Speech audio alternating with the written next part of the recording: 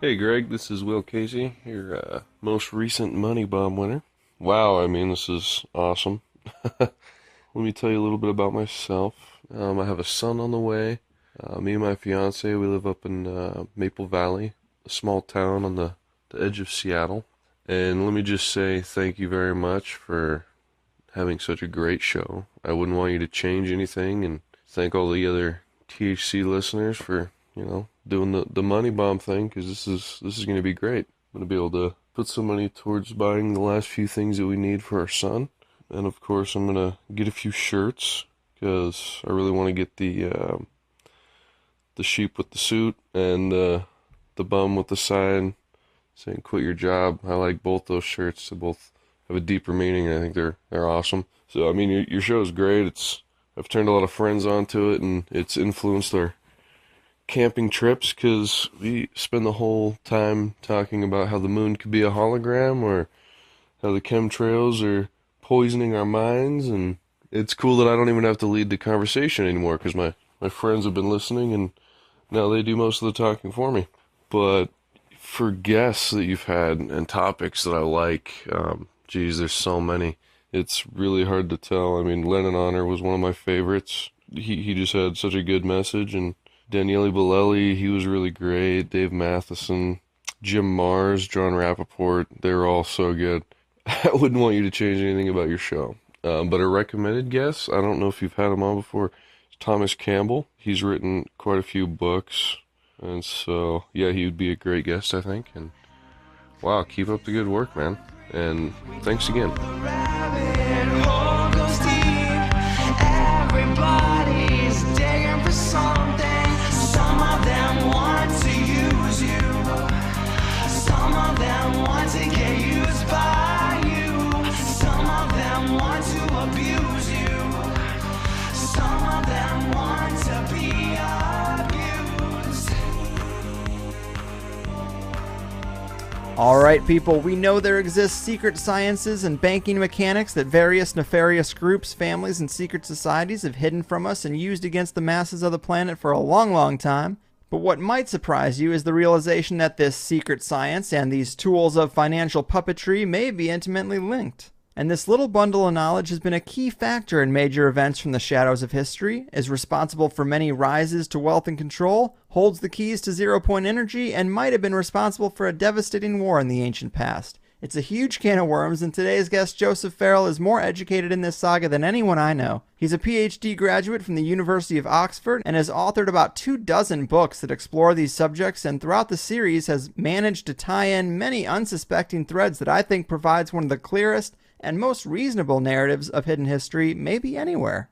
It's a true honor to have him here today, and I can't wait to dive into it. Joseph, my man, welcome to THC. Thanks, Greg. Thanks for having me on. Yeah, thanks for doing this, man. I consider you one of the greats on my short list, and I'm pretty pumped. There's a ton to talk about and many pit stops I'd like to make on the historical timeline of the secret bundle of knowledge and its influence. And before we get into how it comes into play over the years, maybe to start I could have you describe some of this hidden info in the elite's toolbox and this connection between physics, alchemy, and financial wizardry that seems to be a very important thing for us to understand. Well, this is a really weird topic because I kind of backed into it. I started researching for Babylon's Banksters about 3 years before I actually wrote the book. I usually write books kind of, when you see a book, I've usually been researching on it for a couple of years at least before the book actually comes out. And with Babylon's Banksters, I ran into something very, very unusual, and it kind of, well, many things very unusual, but the one thing in particular that really grabbed my attention was back during the Great Depression. President Herbert Hoover, who, has gone down in history as probably one of the most hated presidents in American history. Hoover had a kind of a typical laissez-faire attitude toward what government should and should not do in economic crises. And so he kind of, just let things go where they may. But one of the most interesting things that he did do that is almost completely unknown is he appointed a man, an economist in the Commerce Department by the name of Dewey, Dewey. This is no relation to John Dewey or anybody like that, but this Edward Dewey was an economist in the Commerce Department, and Hoover tasked him with finding out why we always seem to have these cycles of booms and busts. Mm-hmm. And there were no really good economic reasons, as far as Hoover was concerned, why we kept having these things. And Dewey, of course, in the Commerce Department, he was just sitting atop this massive mountain of data. And so he started researching these cycles of booms and busts. And very early on, he became aware that biologists were investigating their own cycles. And so he thought, well, gee, this is interesting. Let's look at cycles in general.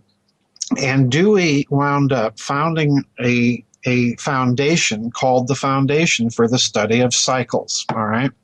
This is still in existence, and it's located in Albuquerque, New Mexico, and they have quite an interesting database when you look at it, because they study cycles of every imaginable thing that you can conceive of. And Dewey published all of this in a book in the 1950s, the results that he'd amassed up to that point, called The Study of Cycles, the Science of Prediction, the Study of Cycles. And in it, he points out that almost any human economic activity has its cycles and waves, long waveforms that last years, be it in the production of pig iron, whatever sort of economic activity you can look at, there are present within it these very long cycles. And I was amazed at this, because Dewey then goes on to propose the idea that somehow these cycles, economic cycles, are related with other cycles. And with that, I thought, aha, right here we have the beginnings, perhaps, of a scientific basis for the study of astrology. Yes. Okay, yeah. So let's go back and look at what the claims for astrology are back in ancient Mesopotamia and in ancient Egypt, and then go back to Dewey for a moment. If you go back to some of the texts, Egyptian texts, some of the Mesopotamian texts, one of the things that they will tell you, and this incidentally you can find in a book by the Egyptologist Wallace Budge. He wrote an interesting little book called Amulets and Talismans of Ancient Egypt. And in it, he points out that in the Egyptian text, the claim is made that astrological predictions were based on observations that had been taken over thousands of years. And the same claim is made in Babylon. And let's go further. When we look at ancient astrology, we've got to understand one key difference between it and modern astrology. The kind of astrology you get in the grocery store aisles when you see those little books of sun signs, Right, and so on and so forth. Well, ancient astrology was concerned primarily with aggregate prediction. In other words, it wasn't predicting so much any particular individual person's future, but rather it was predicting the future of the king. In other words, it was predicting the future of a nation state or a city state or what have you. Gotcha. So there's this key difference, but the claim is made that, they were basing all of this on observations made over thousands of years. So in other words, the claim is made that this is a science, not a pseudoscience. So let's go back to Dewey. I'm looking at all these cycles and looking at all of his explanations of them and his attempt to find a sort of grand unified theory of cycles. And I'm thinking that this is the beginnings of a modern reconstruction, perhaps, of some sort of scientific basis to the phenomenon of cycles, including astrological cycles, and incidentally, the Foundation for the Study of Cycles investigated things like that. So then I thought, okay, if this is the case, then we should have at some point a connection between the high financial power, both in ancient times and modern, and this study of the science of cycles. Right. And sure enough, when you look very closely at the Foundation for the Study of Cycles, you'll see present occasionally papers presented by members of big banks. I ran across one, for example, that I mentioned in Babylon's Banksters, that was prepared by an economist working for Mitsubishi Bank, which is not exactly a small little mom and pop bank down the corner, So Right.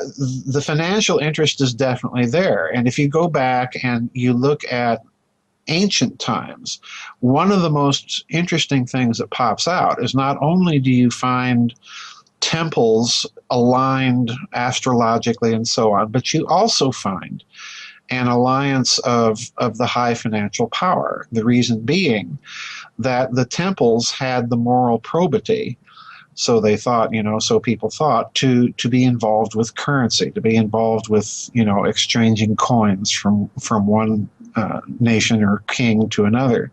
So in other words, there's always been this deep connection between what I'm calling the high financial power and the high physics, if you will, or metaphysics power represented by religion back then. And this is, I've got to tell you, when I made that connection, a lot of things became clear, because if you look at history since then, you seem to find, no matter at what point of history you turn to, this alliance between bankers and esoteric sciences like astrology. And in more recent times, you certainly have this alliance between bankers and high physics projects. I mean, you only need to think of J.P. Morgan and Nikola Tesla, for example. Right. So, this is a persisting pattern. And I'm actually writing a book right now where you find the pattern yet again in a very weird place. But, it's there throughout history. That's basically the bottom line.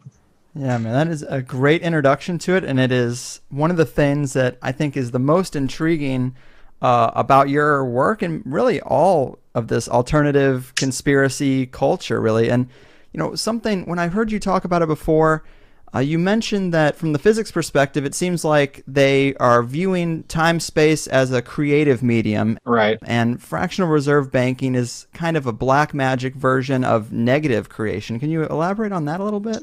Sure. I talk a lot in my books about a phenomenon that I call the topological metaphor of the medium. And I have to set this up rather carefully. And any attempt to do so in a few minutes on a radio show is really not going to do it justice. But if we go back to ancient times and look at how they understood God and creation, and this would be true from the Hindus in India to the Neoplatonists, in the Eastern Mediterranean, to the Mayans in Mesoamerica, and so on. They all state that the world that we see, the world that we exist in, and our own existence, all descend from an initial undifferentiated primordial nothing.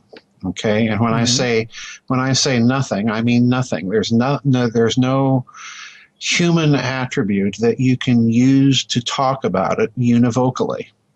So not even the word existence can you apply to it univocally in the same breath and in the same way as you would apply to everyday existence. Mm-hmm. Now, this undifferentiated nothing, let's play a mathematical thought game. Let's imagine a function that allows you to somehow differentiate within that nothing. So once you do that, what do you have? Well, you actually have now three nothings. They're still nothing, but at least they're differentiated nothing. And the reason you have three is you've now made a distinction between one region of it and another. This is why I call it the topological metaphor of the medium. Okay. So you've got two regions, and then you've got a common surface, all right, between the two. So you've actually got three nothings. They're all still nothing. They're all still infinite. But now there's been information added to the system, all right?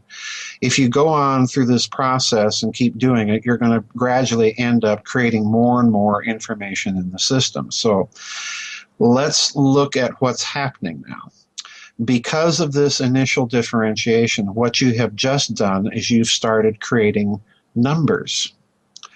Because you can't number a nothing, but you can number three differentiated nothings, all right? Right. So number begins to emerge. Now, what happens if you assign a numerical value of 1 to the initial nothing? Well, then the resulting nothings are fractions of 1, okay?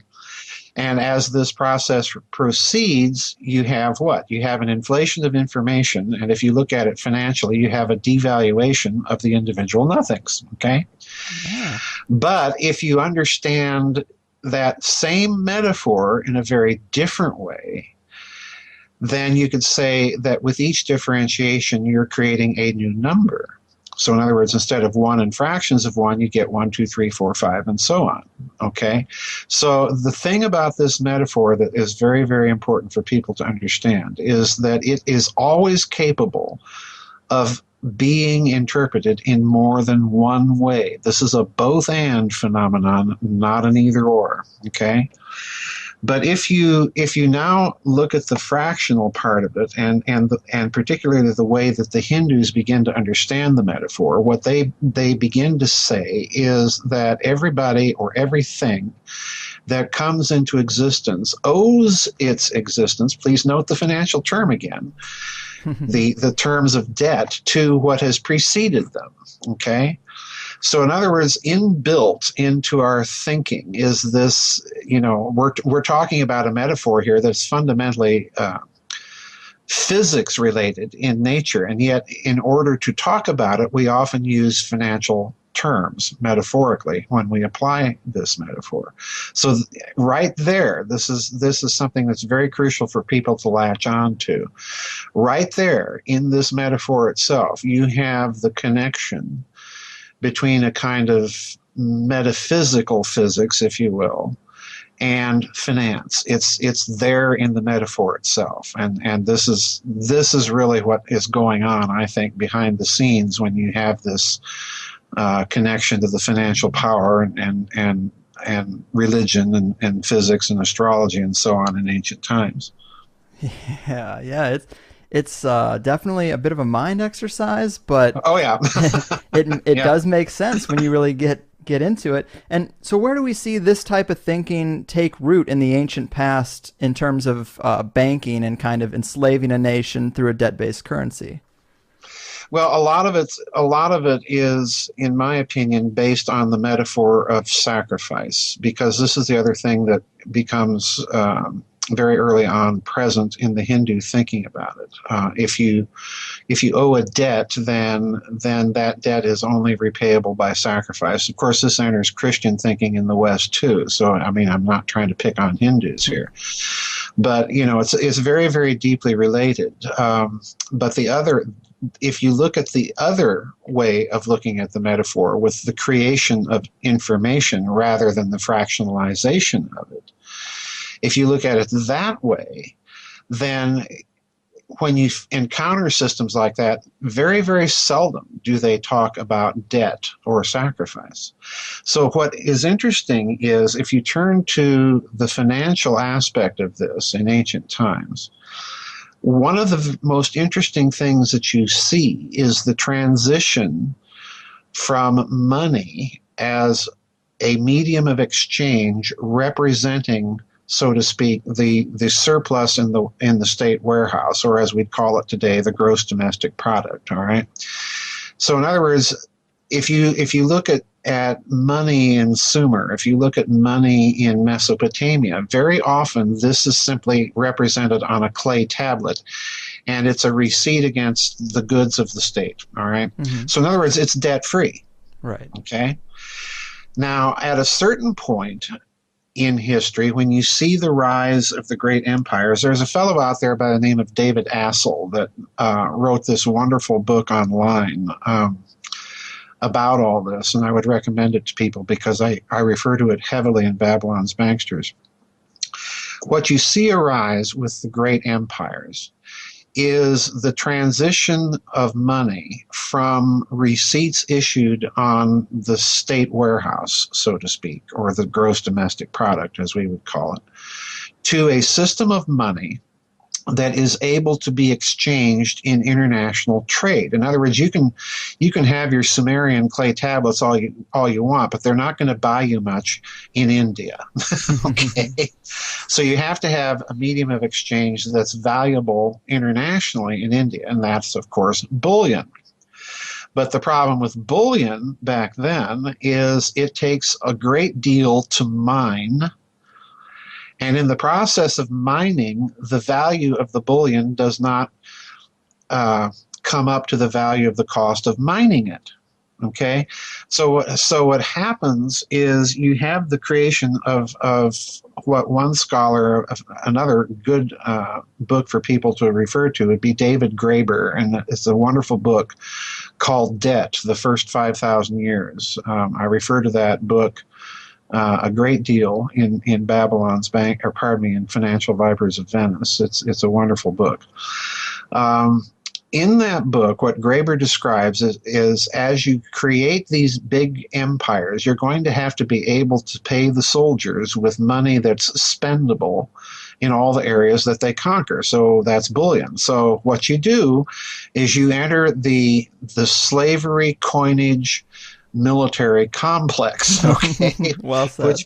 Which becomes a vicious circle, because you have to have the military to conquer the slaves, to mine the bullion, to pay the military. Okay?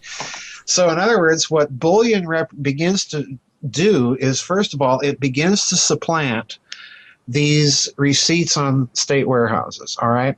And as it begins to supplant those receipts, the nature of money begins to change, because money is now conceived of as a debt owed to a certain class that's able to produce it and quite literally loan it into circulation.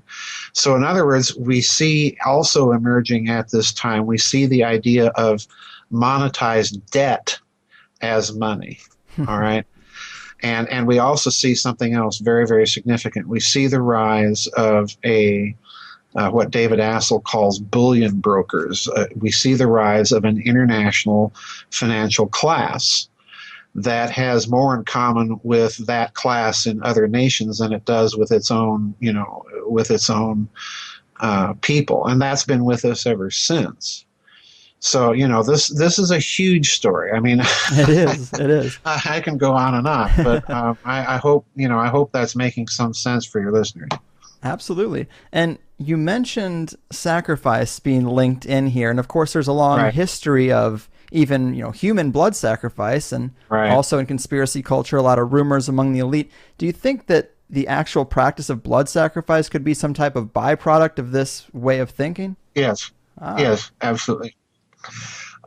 What happens in Hindu thinking is that initial nothing that then undergoes differentiation is viewed also, we have to understand how deeply this metaphor pervades ancient cultures and their thinking, because this physical medium that they're looking at, this is also the macrocosm of which man is the microcosm. So in other words, a human being represents in their very existence the whole universe. And as this universe undergoes the process of differentiation, well, what's happening is the body is being torn apart. At least that's the way the Hindu metaphor perceives it. Mm-hmm. And so therefore, sacrifice becomes a metaphor, a kind of analogical, magical working of the whole creative process.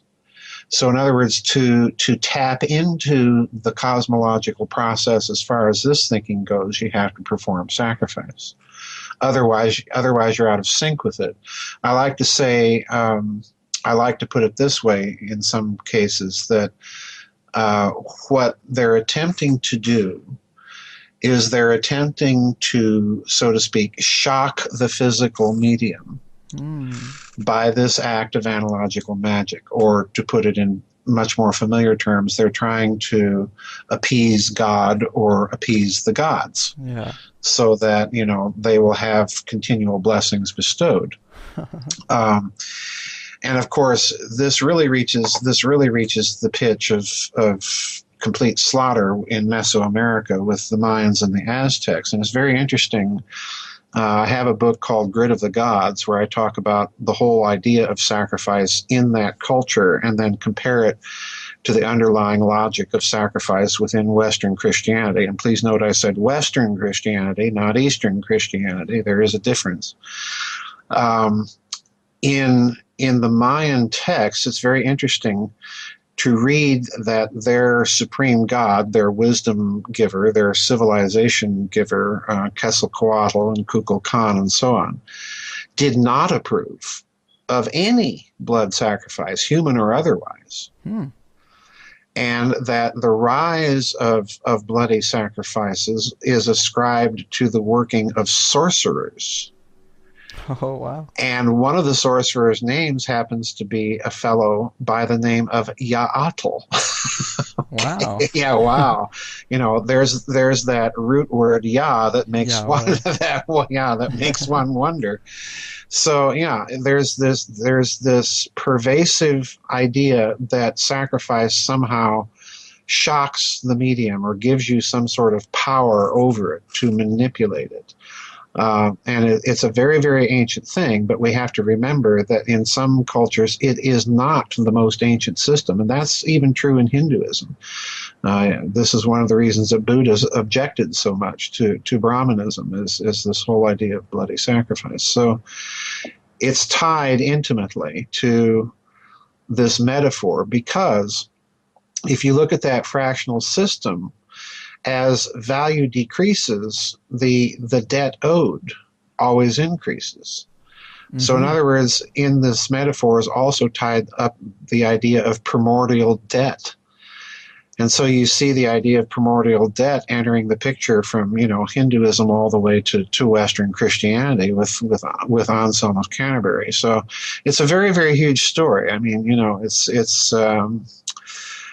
I certainly don't think I've exhausted it no. by any means. Those right there are some great bullet points for sure. And the point you made about the Mayans is really interesting with the phonetic sound of Yahweh, because there are definitely researchers who try to make this case that when you look at groups who held this knowledge, the Knights Templar, ancient priesthoods, secret societies, we see a lot of ritual and occult practice in general, and the connection some try to make is that this information is somehow extracted through making contact with some type of multidimensional or spiritual entity. Do you put any stock in that? Well, I certainly don't object to the idea. You know, I have no philosophical objection to the idea that there are higher dimensional entities, angels, demons, or whatever you wish to call them. But I don't think it's necessary to go to the idea of getting these ideas from contact with any of those entities. Fair. I certainly don't rule it out of the case. But what I really am trying to show in my books that talk about this metaphor, and in effect all of them do in some form or fashion, what is clear to me is that this metaphor, if you want to think about the metaphor, you have to think about it in highly mathematical terms. In other words, the metaphor can be, and I've tried to do it in my books, can be symbolized or notated mathematically. It's when you put over the metaphor, the mathematical symbols can stand for things like primordial debt, or things like fecundity of creation, or fractionalization of information, or what have you. In other words, the metaphysical systems of philosophy and religion are kind of what remote viewers would call analytical overlay to the metaphor, but they're not the metaphor itself. Right. In one of my books, have a little book called Talk Radio for the Eyes, Transhumanism and Dialogue, that I wrote with my co-author, Scott DeHart. And in that book, we point out that three of the world's most famous, most well-known mathematicians all say something very unusual. The first one is René Descartes. And I'm paraphrasing here a bit because I don't have the book sitting right in front of me. But Descartes states, just a short little paragraph, that in his study of the ancients, the ancient mathematicians, he's come to the conclusion that they had a form of analysis which they used to solve all their problems, but which is lost to us now. And moreover, he thinks they deliberately suppressed it. Well, this is the guy that invented analytical geometry. Wow. So he's not a slouch. And then you look at Newton, and he says pretty much the same thing. Well, I've been reading these ancient mathematicians, and it looks to me like they had some form of analysis that they have carefully disguised or that has been suppressed or otherwise lost. And again, this is one of the inventors of the differential and integral calculus. Okay. Right. So then you turn to Leibniz, who's probably, the maddest of those three mad geniuses and probably also the most brilliant of the three.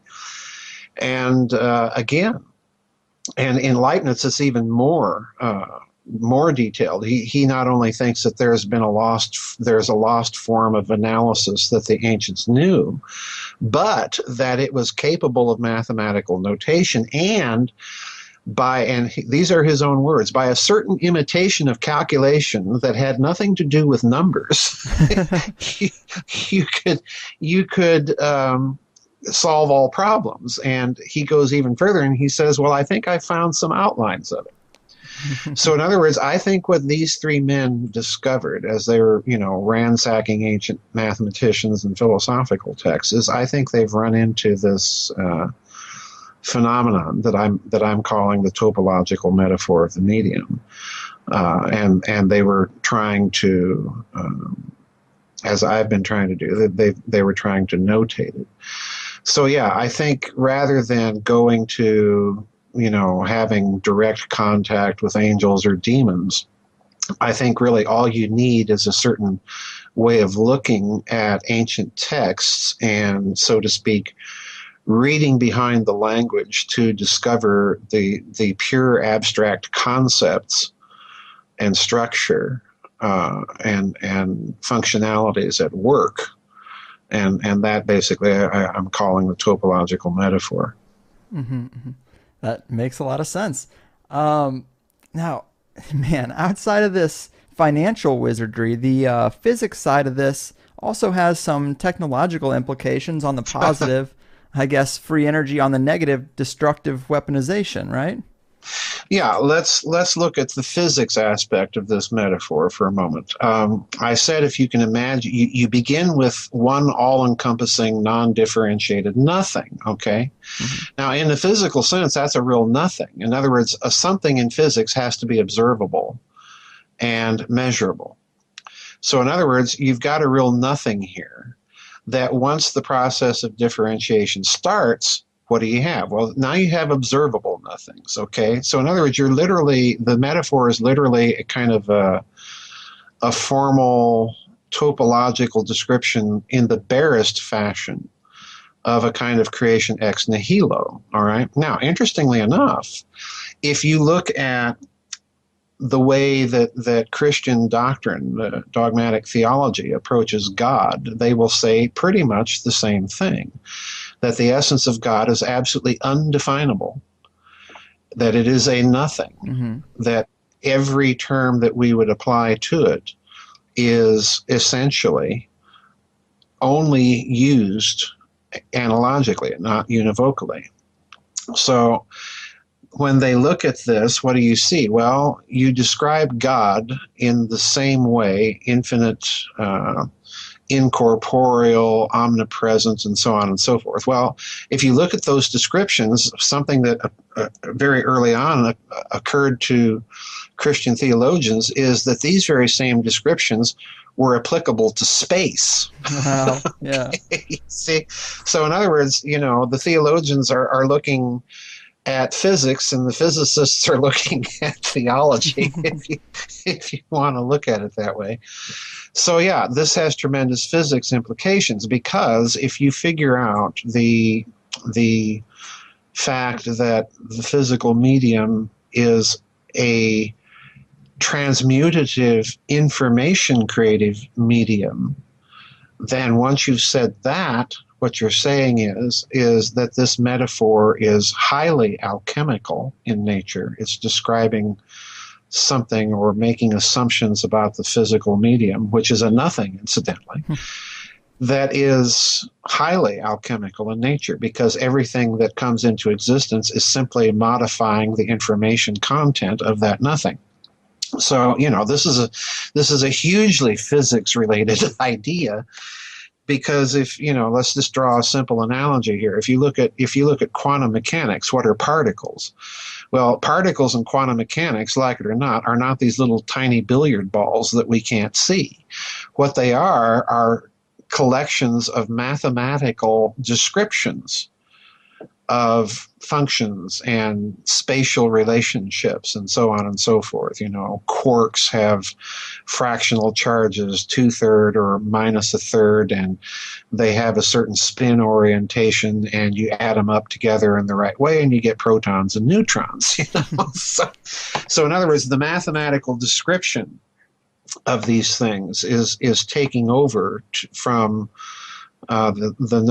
or really substituting the idea that the description is the physical reality. So, again, we're square back with this ancient idea that we have a purely informational content type of physical medium that very closely resembles, in some respects, the ideas of quantum mechanics. So, this is a huge thing. We could be here all day and all night and for several months discussing all of this, because it has almost endless permutations, and obviously it can go almost anywhere once you add that analytical overlay and start describing it in the language of ordinary language rather than the language of mathematics. Mm-hmm. Man, it is definitely a little over my head, but I love listening to it. Well, it's over everybody's head. Don't assume that my head is adequate to the task. Right on. Well, when you talk about these guiding principles being the basis for technologies, mm-hmm. or having practical applications, mm-hmm. and you look at the ancient past, you talk about there being an ancient cosmic war, yes. of ridiculously destructive proportions, which might have been this type of energy, weaponizing it might have been a catalyst for that. Right. And we also hear in the past a lot of whispers of a golden age, right. which you think about the positive aspects of this technology, it could facilitate a golden age. So, oh, absolutely. How do you think I guess there was just a period of time before the rebuilding of human existence that this stuff was heavily involved in? Well, yeah. I'm one of those people that I'm just terribly dissatisfied with the standard academic model that, we were around for tens, if not hundreds of thousands of years doing nothing but hunting and gathering. Mm-hmm. And then all of a sudden, we decided to get our act together and create Sumer and Egypt and the Indus Valley, these civilizations that just all of a sudden, out of nowhere, spring into existence without any antecedent. Mm-hmm. This is a huge historical problem. This is not the way that most human history that we are aware of has proceeded. We build on something that has preceded us. So when you look at ancient texts and free yourself of the academic paradigm and really pay attention to what they're actually saying, they say these two things. Number one, there was a golden age, there was a high civilization, and if you read some texts, they give you hints, very strong hints in many cases, of a technological civilization that was at least the equal, if not far exceeding our own pitch of development, okay? Mm-hmm.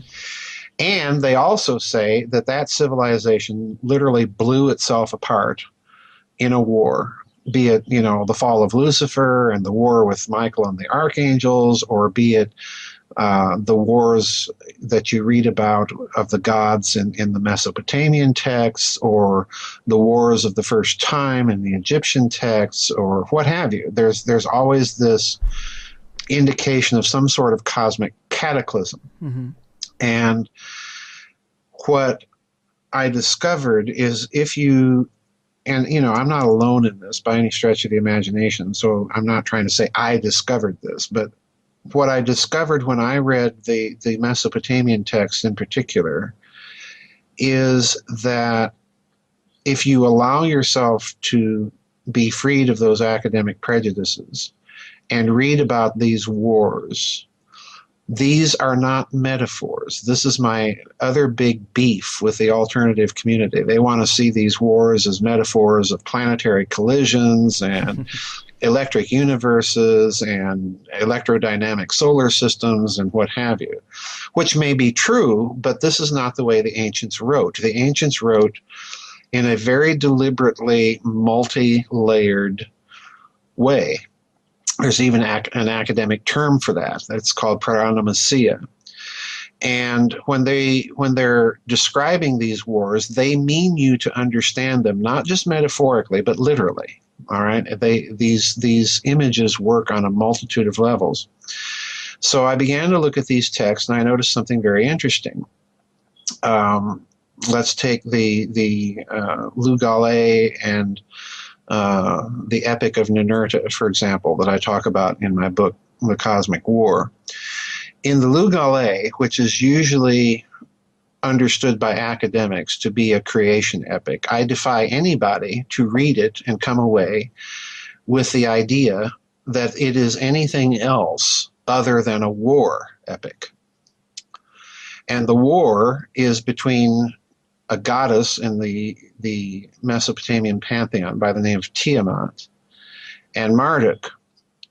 And when you read particularly the fourth tablet of that particular epic, when you read it, you will find descriptions of Tiamat using weather weapons, using chimerical, genetically engineered creatures like scorpion men, whatever that may be. But in other words, you find things that are at once mythological and yet evocative of a technology. Yeah. And on Marduk's side, what do you have? Well, he has his invisibility cloak, which he speaks the word and he's invisible, and he speaks the word again and he's visible. And with this, he goes to fight the goddess Tiamat with his divine thunderbolts and a divine wind. And he keeps hitting Tiamat with this divine wind and with these thunderbolts, and she's crying and wailing, and then he finally drives in the last thunderbolt and she's killed. All right. Now, if you look at it carefully, Tiamat is also one of the descriptions or names of a planet. And driving winds into the planet. Well, what's wind? Wind is a pressure wave. Mm-hmm. Wind is a longitudinal wave. What's a thunderbolt? Well, a thunderbolt is quite literally a lightning strike. It's extremely high voltage direct current electricity crashing through the atmosphere and ionizing the atmosphere and so on and so forth. So in other words, Marduk's weapons are evocative of a technology. Mm-hmm. So in other words, I do think that if you read these texts, you have to read them with modern physics eyes, so to speak. And I'm not alone in that, because of course it was Robert Oppenheimer who cited the Rig Veda. Behold, I've become as death, the destroyer of worlds, at the Trinity atomic bombs test. So in other words, he's kind of cluing you in right there that at least one physicist, a very famous one, is looking at ancient texts in that way. Yeah. So I think we have to, regardless of what academic philologists or so on and so forth may say, I think we have to look at those texts and take them seriously for what they say. Yeah, I do too, and I think you do a great breakdown there. I mean, so to bridge the gap between that time and ours, do you think some elite from the previous age survived Oh, yes. and set up our early civilizations? My model, that's a great question. My model is basically that, the analogy I like to make, Greg, is let's pretend that this cosmic war is sort of the ancient war between the Western Allies and Germany. Let's use World War I as an analogy. Well, what happened at the end of World War I? Well, the Allies were pretty fed up with big German cannon and nasty infiltration tactics and airplanes and so on and so forth. So what did they do? At the Treaty of Versailles, they told Germany that, okay, you can't have a big army anymore. You can't have your great big huge cannon, and we're going to restrict you to the size of cannon that you can have. You can't have any tanks. You can't have airplanes, and no battleships over 10,000 tons displacement. Okay? And to make sure that the Germans didn't do this, they appointed their military attachés to go around Germany and make darn good and sure the Germans weren't secretly making it. Okay? So in other words, at the end of World War I, you had the victors prohibiting certain weapons and setting up a mechanism to sniff out the German war inventory and technology and prohibit any further development. So in other words, the Allies took an inventory and they did something else. If you read the Treaty of Versailles, they demilitarized the Rhineland, in other words, that whole area west of the Rhine, and a 30-mile wide belt on the east bank of the Rhine that had to be demilitarized. In other words, they set up a demilitarized quarantine zone around Germany in the West. Now, if you look at the cosmic war, what would happen there? Well, if you're blowing each other apart in this war, what's going to happen? The first thing that's going to happen is the victors are going to take an inventory of the defeated side's technology. Well, if you look at the Epic of Ninurta, which I reproduce in full in the Cosmic War, that's exactly what you see. In fact, if you read that so-called epic, you're going to be scratching your head, because if this is an epic, then it's one of the poorest written epics ever to have been composed, because it's like reading the index to a Sears catalog. There is not, there's no character development, there's no plot. The whole thing is nothing but a list, an inventory of these magic stones after this war, some of which are carted away by the victors and used in other things, some of which are destroyed, and some of which cannot be destroyed. So what the victors do is they hide them. Okay? So in other words, you've got an elite that was set up after this war that was tasked with the cataloging and inventorying and destruction of some of these technologies, exactly as what we see in World War I. Yes. The other thing that you would do is, if you've really blown yourselves apart, you're going to create elites whose job it is to preserve as much of the knowledge of those civilizations as possible, pass them down, and begin the process of reconstruction. And this, too, is exactly what I think went on. Why?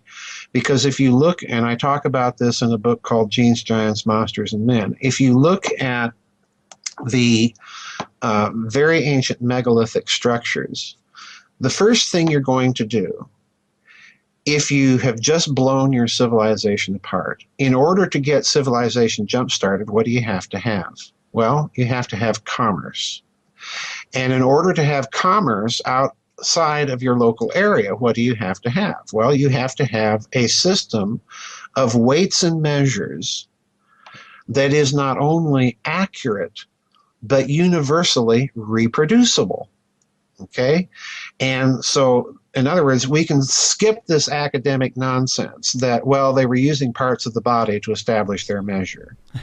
This is total nonsense, because if you're going to have an accurate system of weights and measures, which you need for any form of trade, the only way to have an accurate system of weights and measures is geodetic measures, geodetically based measures on the properties of the Earth itself, or astronomically based measures on the properties of the heavens that you can measure and reproduce. And this is what we see going on in these megalithic monuments.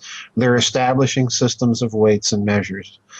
So in other words, yeah, you see clearly the action of these post-war elites when everything's been blown to hell, because what are they doing? Well, they're trying to reconstruct as quickly as they can all over the world a system of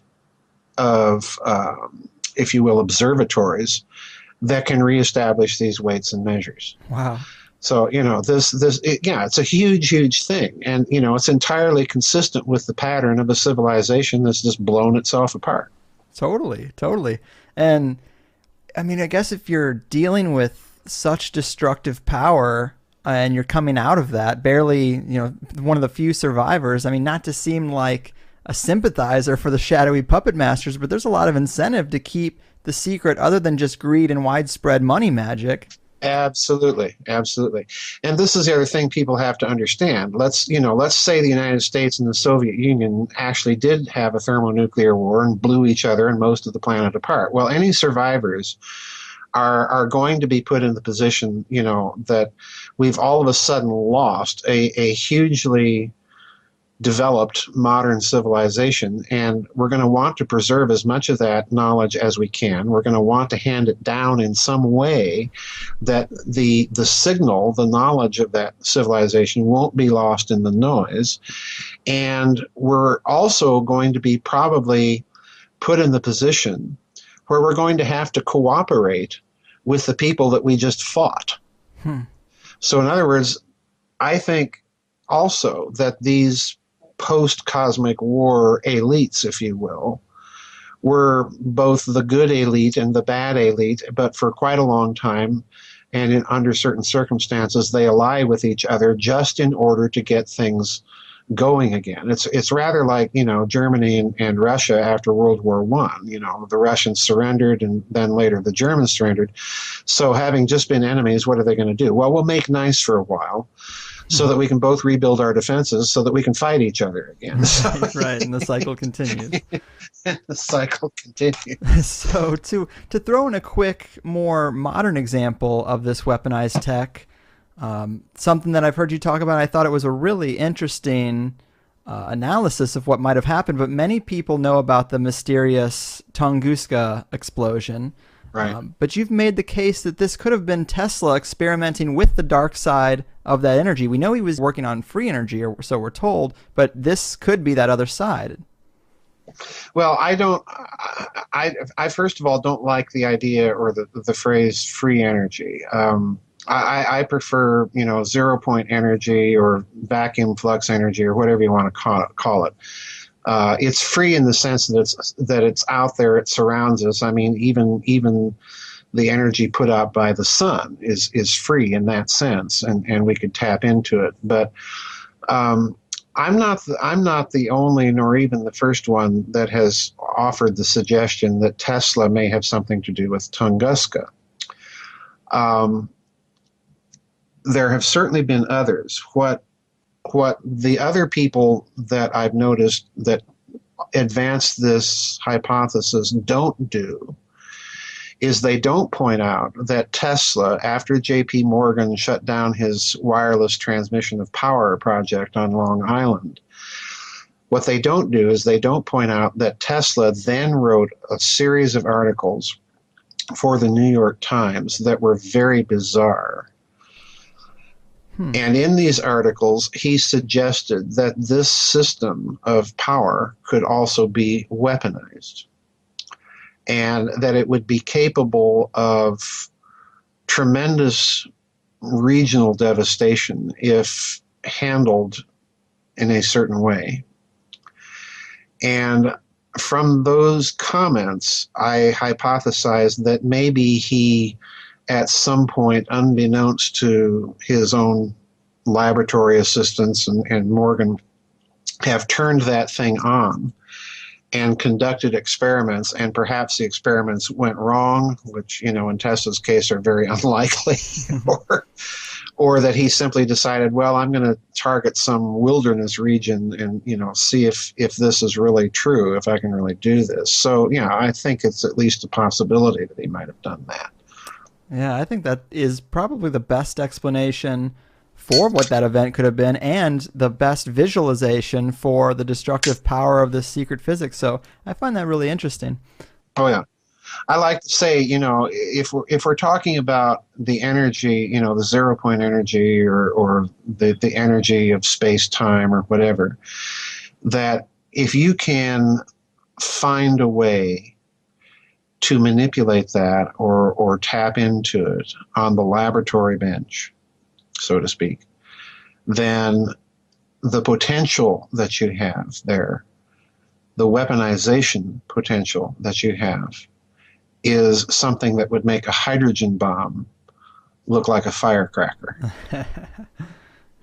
It's there is, and I've said this too, there is a reason that the elites have suppressed this stuff.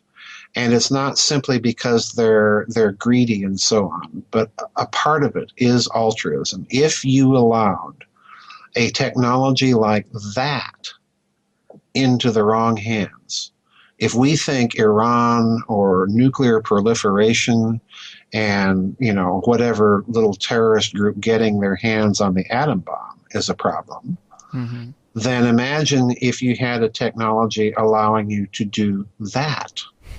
And if that fell into the wrong hands, and here's the other problem with this, that technology would be, from a certain point of view, much easier to engineer than building a hydrogen bomb. It would not require the same type of infrastructure or physical plant to produce that technology, and it would be relatively easier to hide. You wouldn't be able, in other words, to track nuclear proliferation by, the amount of xenon-129 in the atmosphere above Tehran, or wherever it is they're supposedly or allegedly making their bombs. So in other words, you've got a proliferation nightmare on your hands. So, when Tesla starts talking about, oh, by the way, JP Morgan and the rest of the country, you can also use this stuff as a weapon. You can kind of understand why at that juncture Morgan may have pulled the plug. Yeah, it's a different take for sure. It's a different take, yeah, absolutely. I like it, though. I love a new perspective, and it's kind of rare sometimes in these conspiracy circles. But yeah. Wow. Well, Joseph, this has been really great. It's been fun for me. I mean, a real memorable time for me. I'm a big fan, and I recommend your work to anyone. Thank you. Yeah.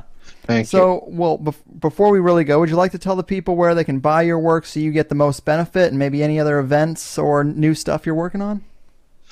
Yeah, they can go to my website, which is www.gizadeathstar.com. That's all one word, all lowercase. Giza, like the place for the pyramids in Egypt. I do have a web store there that they can order all my books. The books do come from Amazon, but if they order off my website, I get a few extra penalties, a few extra pennies in royalties as kind of advertising fee for Amazon. So, if you're going to order my books, please order them off the website rather than directly from Amazon. Right now, I'm working on another book in what I call my Nazi series of books. I should tell people that all of my books are written in kind of a preconceived order. They all dovetail into each other. You can read them in any order you want. You don't have to read them in the order that they're published in, but they are conceived in a kind of a deliberately preconceived order. And within that whole series of books, I have kind of sub-series of books, and I have, a Nazi series, and I'm writing another book right now as kind of a book in that series of books. Very awesome. Yeah, I love the structure to your books. I tried to kind of structure this conversation to kind of flow along with that, But very cool, man. Thanks again. It has been a blast. Hopefully we can do it again someday, and Sure. take care of yourself out there. All right. Thank you, Greg. Thank you for having me on. And boom goes the dynamite, people.